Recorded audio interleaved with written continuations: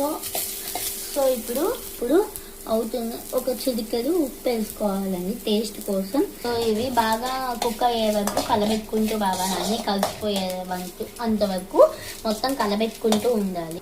ఇప్పుడు మనము ఉప్పు, ధనియాలు, తెల్లమాయ ఇంకా ఎండుమిరపకాయలు కలిపిన ఒక పొడి వేసుకొని కొంచెం పసుపు వేసుకోవాలి.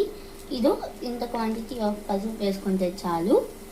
సో మొత్తం కూడా వేసేసుకొని నీట్గా కలబెట్టేసుకుంటాం మరొకసారి. పసుపు ఎందుకు వేస్తున్నా అంటే పిల్లలు కలర్ఫుల్గా ఉంటే ఎక్కువ ఇష్టపడతారు కాబట్టి పసుపు కూడా వేసి వేగిస్తున్నాం మొత్తము.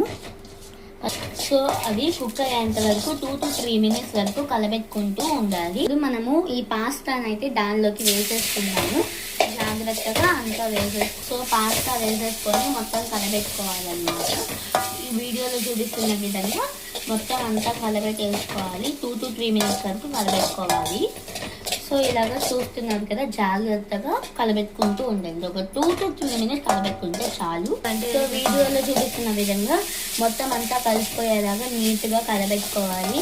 అబ్బా వాసన భలే ఉంది, చూస్తుంటేనే యమ్మీగా టేస్టింగ్గా ఉంది. చూడడానికి ఒక హాఫ్ నిమ్మకాయ పిండుకుంటున్నాను నేను దీనిలోకి.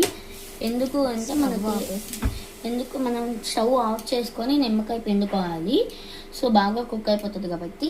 ఎందుకు నేను నిమ్మకాయ పిండుతున్నా అంటే ఒకవేళ కారం ఎక్కువైనా మీకు పులుపు దానం కొంచెం కావాలన్నా పిండుకోవచ్చు. ఒకవేళ మీకు వద్దనిపిస్తే అవసరం లేదు, మీకు కావాలి పిండుకోవాలంటే పిండుకోండి. నేనైతే పిండుకుంటున్నాను నిమ్మకాయని. సో బాగా పిండుకుంటున్నాక ఇప్పుడు నిమ్మకాయ బాగా పిండుకోవచ్చు. పిండుకున్న తర్వాత పిండుకుంటే నిమ్మకాయ చాలా బాగుంటుంది టేస్ట్ అనమాట. ఇప్పుడు మనము లెమన్ పిండుకున్నాం కదండి, ఇక మొత్తం కలిపేసుకొని తింటే టేస్ట్ అమేజింగ్గా ఉంది. నిమ్మకాయ వేసుకున్నాక వెంటనే మొత్తం నీట్గా అంతా అబ్జర్వ్ అయ్యేలాగా కలుపుకోవాలన్నమాట. సో ఒక 1 minute దాకా కలుపుకుంటే యమ్మీ పాస్తా రెడీ అవుతుంది.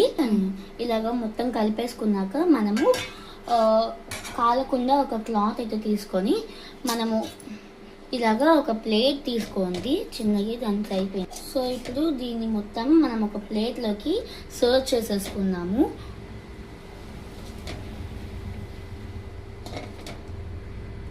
చూస్తున్నారు కదా, యమ్మీ అండ్ టేస్టీ పాస్తా అయితే రెడీ అయిపోయింది. ఇంట్లో చిన్నపిల్లలు ఏమైనా క్రిస్పీగా ఈవినింగ్ స్నాక్స్గా చేసుకోవాలన్నా ఈజీ మెథడ్లో చేసేసుకోవచ్చు. ఒకవేళ మీకు ఈ డిష్ నచ్చితే ఒకసారి ట్రై చేద్దాం. ఫస్ట్ ఆఫ్ ఆల్ సూపర్గా ఉంది, నిజంగా సూపర్గా ఉంది. ఒకవేళ మీకు ఈ డిష్ అయితే నచ్చితే లైక్, షేర్, సబ్స్క్రైబ్ చేయండి. ప్లీజ్ సపోర్ట్ చేయండి. Bye bye.